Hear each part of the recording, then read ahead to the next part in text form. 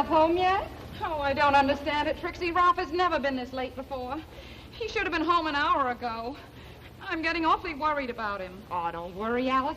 Maybe one of the other bus drivers didn't show up and he's working an extra shift. But I just went down to the candy store and I called the bus depot. They said he left over an hour ago. Oh. Well, maybe he decided that he should...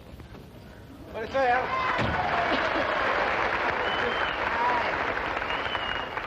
Isn't Ralph home yet? No, he's not, Ed. And I certainly hope nothing's happened to Look, him. Ed, why don't you run down the corner and see if you can see him coming? What, are you crazy? What if he's in the hospital? I'll be standing on the corner all night for nothing. Look, Ed, you know nothing's happened to Ralph. How do I know? I haven't seen him since this morning. Listen, maybe he ain't hurt. I read the papers every day where guys run away. What reason did Ralph have to run away? He's married, ain't he? Or maybe he's like some of those guys that get lost that can't remember their name or where they live or something. That happened to a brother of mine. When the cops found him, he couldn't tell them his name or where he lived or anything. You mean amnesia? No, he was 3 years old. Will you talk sense, Ed? Hey, I know what. What? Let's all go to a movie, take our minds off it. You know, sometimes I think you were absolutely insane. Hello, everybody. Are you all right? Certainly I'm all right. Here you are, baby. Some flowers for you. Flowers? Here you are, Norton. Some cigars. Hey, thanks. And champagne for one and all. Ralph, what's going on? Please, I'll tell you in a minute. Right now, get a couple of wine glasses. We're going to drink a toast. Oh, we only have 3 glasses left, Ralph. I thought we had 4 glasses. We did, but I broke one yesterday. The one I bought to replace it, you know, it still has the cheese spread in it. Doesn't make any difference, sweetie. I'll drink out of a coffee cup. But, Ralph, would you kindly tell me what's going on? Don't worry, you'll find out soon enough. Boy, these things are sure tough to open. I think this wine bottle's a wise guy. Well, tell us what it is, Ralph. Will you just hold it? I'll tell you when I'm ready. We're all gonna drink a toast if I ever get this thing open.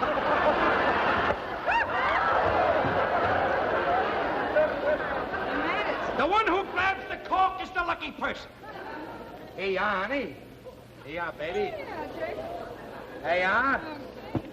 Now, will you all raise your glasses and drink a toast to the new manager of the Gotham Bus Company?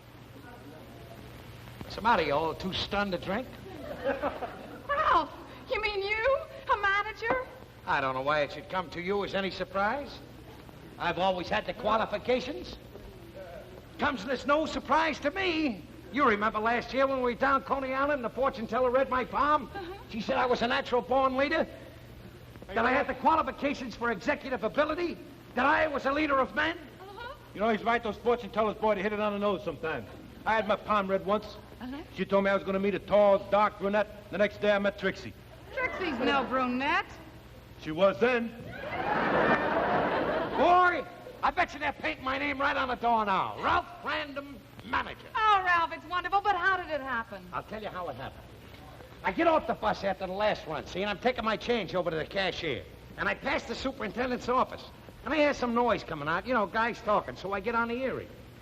Well, I hear the superintendent say to Red Cochran, he says, well, what do you think of Ralph Kramden?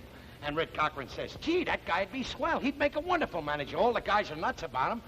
So then the superintendent says, okay. He says, I'll speak to the president and get him to okay it on my say-so. Then we'll send Kramden a telegram tonight and confirm the whole thing. Oh, Ralph, I'm so happy for you. Congratulations, Ralph. Well, I'll tell you, that's a good break, Ralph. You deserve it. Me, I'll probably have the same job for the rest of my life as long as I live. Working down there in the sewer. Believe me, those sewers don't contain no chlorophyll. You're telling me. Boy, oh boy, do you know what this means, sweetheart? What? Me, the manager. Do you know how much money a manager gets? No. $115. We're rich, sweetheart. We got a fortune. And you know what I'm going to do with the first check I get? You and I are going to get in the cab. We're going downtown, and you're going to have something done that you wanted to have done for a long time. You're going to have that bunion taken off your foot. Ralph, you know what I'd like to do? Now that we can afford it, I mean. How about a second honeymoon? All right, baby, that sounds great. Hey, I got a better idea. We'll take Ed and Trixie with us. Oh, Ralph, you don't want us along on your second honeymoon. Close your mouth. Hey, Ralph, where do you want to go? How about going up to the mountains? No. Mountains make my ears pop. So we'll go down to the beach. No, the beach makes my eyes pop. Trixie don't like it.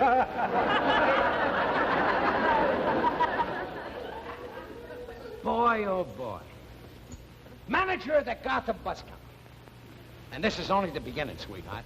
You know what happens next? I become the superintendent. Then the vice president. And then maybe the president. Why not? And if I do become president, I'm gonna make some changes. Yes, sir, there'll be pretty stewardesses on each bus. There'll be little outlets for electric razors. I'll put long straps in for short people. And you know those people who are always missing a bus just by a few seconds? I'll fix that, too. I'll start every bus a minute late in the morning. Gee, Ralph, with all the excitement, I completely forgot to get your dinner ready. You must be starving. I don't care about dinner, sweetie. Hey, wait a minute. I got an idea. I'll go over to Krause's, I'll get some cold cuts and some beer, and we'll have a little celebration right here. All right. Now, don't anybody leave, pal. Okay, Ralph? Oh, you're so lucky, Alice. Your husband certainly got a good head on his shoulders. What's this on my shoulders? A volleyball? Don't you worry about it, Trixie. It'll make everything come all right for you after all. He's pretty smart. Yeah, he's smart, all right. He was in the 7th grade so long, they named a seat after him. He didn't even graduate from public school. Listen. It wasn't that I was stupid. What could I do? It was the teacher's word against mine. Come in. I have a telegram for Mr. Ralph Kramden. Oh, I'll take it. Here you go. That must be the good news about Ralph's new job. That's it. Oh, I'm so excited. Here, listen to this. Mr. Ralph Kramden, I am sure you will be happy to know that we have decided to appoint you... What's the telegram say, Alice? Mr. Ralph Kramden, I'm sure you will be happy to know that we've decided to appoint you as the new manager of the Gotham Transit baseball team. Baseball? I thought he was going to be my manager of the company. Wait till Ralph finds out he was so happy. He thought he might even get to be president. He would have made a good president, too. Yeah, but all the plans he had, all the things he was going to do. Yeah, and you probably never get that bunion removed. I don't know how I'm going to break the news to Ralph. Hiya, baby. Hey, listen. You should have seen the eyes on Krausmeyer when I told him what was happening. And you know who was in there? That big loudmouth, Mrs. Gallagher. You know how she goes. Tomorrow the whole neighborhood will know about it. When you walk in that delicatessen and see the respect you get tomorrow. Ralph, there's something that I got to tell you. I know what you want to tell me, sweetheart. You're the wife of a manager. You got to have some clothes. That's okay with me. I'll get you anything you want. I'll get you all the clothes you want. I'll even get you one of those robes with the black dragon on it. You'll be my little Chinese Fraulein. Ralph, you don't know. I know, sweetheart, how happy you are. This is only the beginning. Will you see it start?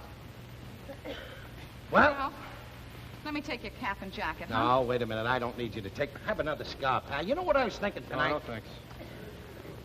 I was saying to myself, now that I'm in the money, should we move out of this joint? Then I said no. I said, this place was pretty lucky for us. This is where I had all my luck. Why should I move out? But I made another decision. We're going to renovate the place. We're going to have all new things. I'm going to get an orange bulb for the bedroom. I'm going to get some oilcloth. You know, the kind with the bluebirds on it for the table. And this icebox is pretty old, so we'll have it painted on the inside. You know how hot it gets in the summertime and you can't sleep? I am going to buy a mattress for this place. Ralph, let me take your things, honey. Wait a minute. Hey, you didn't tell me the telegram came. Well, it came while you were out.